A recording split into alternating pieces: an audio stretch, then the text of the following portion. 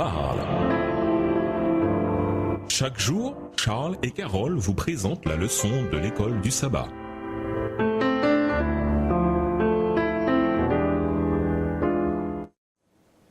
Bienvenue à votre émission Dieu nous parle. Voilà la leçon de mardi.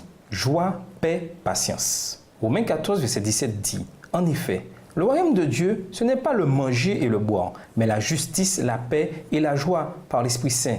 Autrement dit, la joie est la réaction de l'amour aux bénédictions de Dieu et à sa grande miséricorde et à son grand pardon. La joie humaine est centrée sur les choses terrestres et elle est affectée par les circonstances. La joie enracinée dans le fruit de l'esprit, quant à elle, est dirigée vers Dieu et ce qu'il a fait pour nous.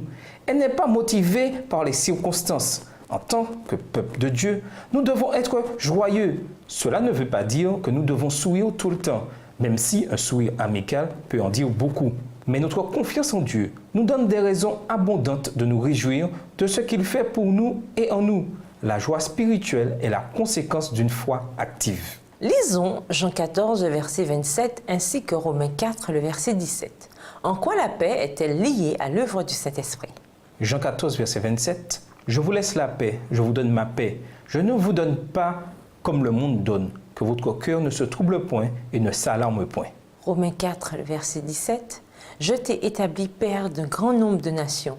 Il est notre Père devant celui auquel il a cru, Dieu, qui donne la vie aux morts et qui appelle les choses qui ne sont point comme si elles étaient. La paix est plus durable que la joie. Quand nous sommes justifiés par la foi, nous avons la paix en notre Seigneur Jésus-Christ, Romains 5, verset 1. Quand nous sommes en paix avec Dieu, le Saint-Esprit nous amène à être paisibles et patients envers les autres. Le Dieu de paix est avec nous, Philippiens 4, verset 9, par l'intermédiaire du Saint-Esprit.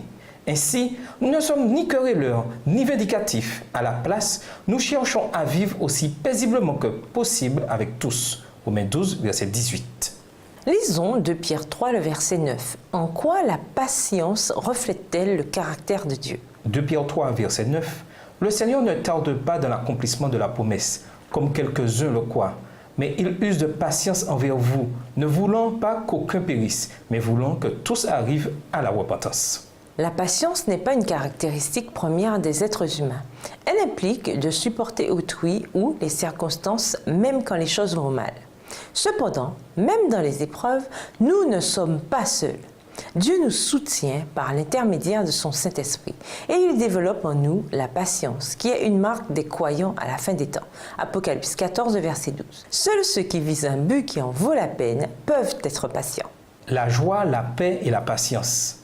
Quelle proportion de ce fruit vivez-vous dans votre vie? Dans lequel de ces domaines avez-vous besoin que Dieu agisse encore en vous? Et nous vous laissons avec la question du jour. Qu'est-ce qui dans votre vie a besoin d'être émondé? Au revoir. Et à demain si Dieu veut. Dieu nous parle. Chaque jour, Charles et Carole vous présentent la leçon de l'école du sabbat.